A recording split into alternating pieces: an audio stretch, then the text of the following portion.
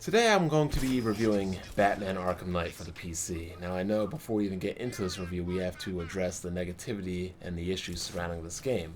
When this game originally launched, it was not playable. It was marred with bugs, glitches, and terrible performance. The game was locked at 30 frames per second, and graphics options weren't even really all available. To make matters worse, NVIDIA sped up 30 frames per second gameplay and actually tried to pass it off as 60 frames per second gameplay.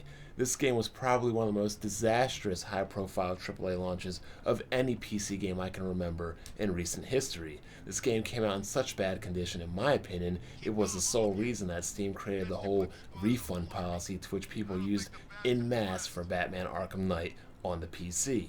So I won't make any excuses for this game. It came out in June, and here it is 7 months later, and I'm playing and finishing the game. I don't expect to ever again buy a game and have to wait 7 months later to play it and complete it in a fashion that's suitable to me and my liking. I won't do it again, and since this game I will never again pre-order a game again.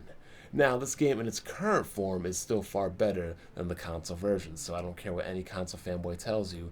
The current February 14th, 2016 version of Batman Arkham Knight is far superior to any console version out on the market. 1080p in max settings is not something that the console versions can touch. The ability to natively use a 360, an Xbox One, or even a PlayStation 4 controller is not something that the consoles can touch. The ability to lock the game at a solid 30 frames per second or to play at higher frames is not something that the consoles can touch. And now while I played the game at 60 frames per second, which I had it set to, performance issues can still rear their ugly heads in here every now and again, with drops going down to the 40s and sometimes even in the Batmobile down to the 20s. And people, I'm running a 980 Ti, so that itself is not excusable, period. It is inexcusable. And even on some small occasions, it happened to me one time in my 55 hours of play, the game completely locked up and froze for 10 seconds. But even with all that, I would still rather play the PC version than be stuck playing at a 30 frames per second console version of the game.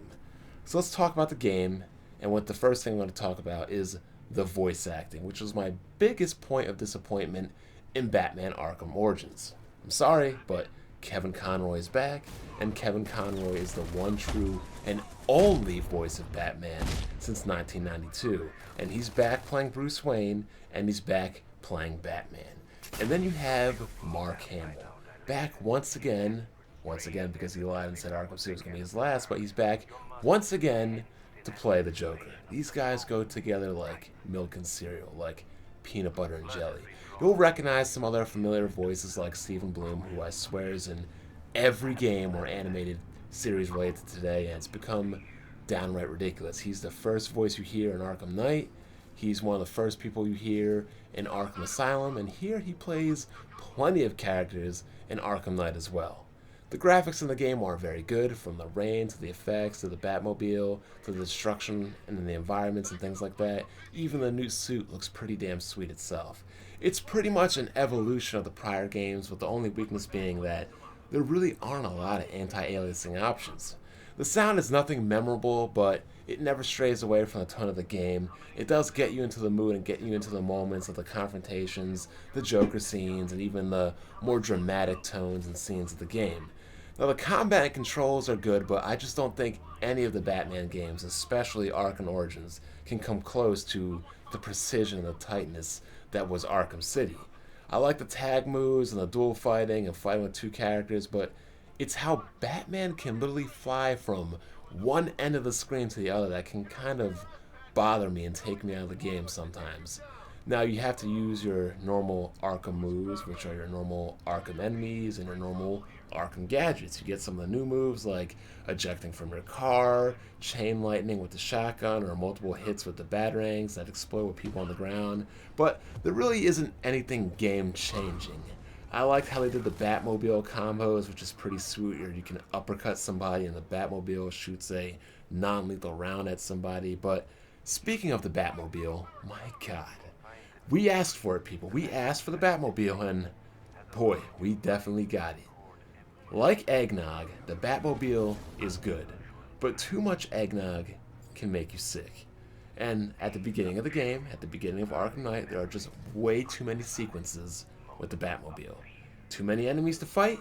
Batmobile. Puzzle or obstacle in your way? Batmobile. Gun turrets guarded by tons of enemies that are difficult to beat? Batmobile. Don't get me wrong, the Batmobile is awesome, but I feel like they simply shoehorned it into the game. I don't even use the Batmobile to traverse the city late in the game, as I felt like going across rooftops and hang gliding or gliding across buildings was just a more efficient way to get around the city, quicker too. And then the things you fight in the Batmobile. You either use non-lethal rounds against people running across the street, or against cars and vehicles, or what you do for most of the goddamn game is fight these robotic tanks and drones. Drones are pretty much there in my mind so that you can show off the power of the Batmobile without directly killing anybody, because we know that Batman doesn't kill. It's more or less when Wolverine is in a cartoon show and he's not clawing apart real people, but robots and things that aren't living, because you know we can't have Wolverine clawing, stabbing, killing real people, but robots, yeah, we can blow those things up all day.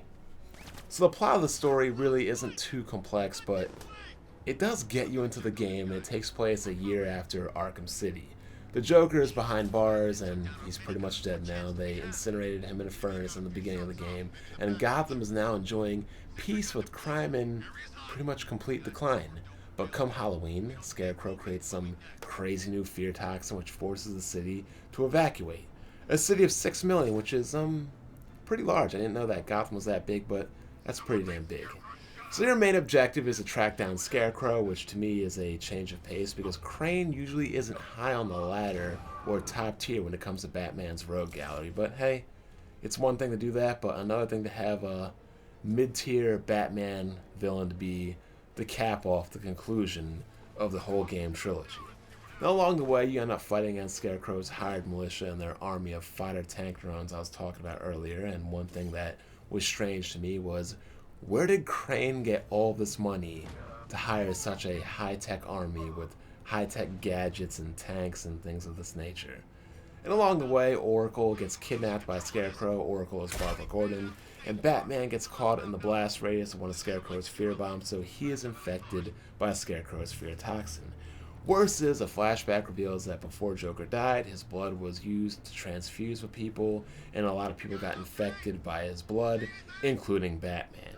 So throughout the course of the game, you are infected by fear gas and infected with Joker's blood, which leaves that Joker is in your mind and you're actually being infected by two things, and it's a pretty neat way to implement the Joker and Mark Hamill, even though the Joker is dead, but he is literally in the back of your mind. And it's pretty funny. He can like interact with you, talk to you. He tries to interact with people outside of your head, even though nobody else besides you can hear him interact with them, but hey, it is what it is. So, Batman tells Gordon that Barbara has been captured and then learns that Crane is in business with Simon Stagg to build this whole dispersal device called the Cloudburst, which will then, cloudburst and disperse his whole toxin, thus taking over the city and pretty much obliterating it. Now, throughout the game, where you are pursuing Scarecrow or doing the numerous side missions against Penguin, there's Firefly, Two-Face, Hush, Joker will repeatedly pop in and out of your head and interact with you, which is pretty cool, and some of the side missions are actually pretty cool as well. From stopping Firefly from burning down fire stations, to stopping Two-Face from robbing banks, to stopping the Penguin in his arms deals, and you get to team up with Nightwing, solving Riddler puzzles, which I can't stand. I hate them, to destroying roadblocks, to maybe having a successor in Azrael who really isn't your successor, but if you read that comic, you know how that turns out, and other things, etc. But all throughout this game, while you're doing all these things, you're up against the actual name of the game, the Arkham Knight. Now, the Arkham Knight is a highly trained, highly capable individual. He knows all of Batman's moves, all of his technology, and routinely tells the militia soldiers of Batman's tactics and strategies, even when you're trying to take them down. Even as far as scolding them for underestimating you or knowing when they have no chance when there's only one left. The Arkham Knight has a huge grudge against Batman. While it does make a compelling story, if you have any history with Batman or his comics, it's easy to know who he is from the start. And it's Jason Todd. As you all know the history of Jason Todd, Jason was captured and killed by Joker, and he came back as the Red Hood. But in this game, he was captured and brainwashed by Joker, and came back as the Arkham Knight. His reasons for wanting to kill Batman? Simple. He felt abandoned and then replaced and betrayed by Tim Drake, the third and current Robin. So by putting two and two together, you realize it was him who knew about Oracle, to which allowed Scarecrow to capture her. And towards the end of the game, you meet up with Gordon, who's gone solo to avenge his daughter and to confront Scarecrow.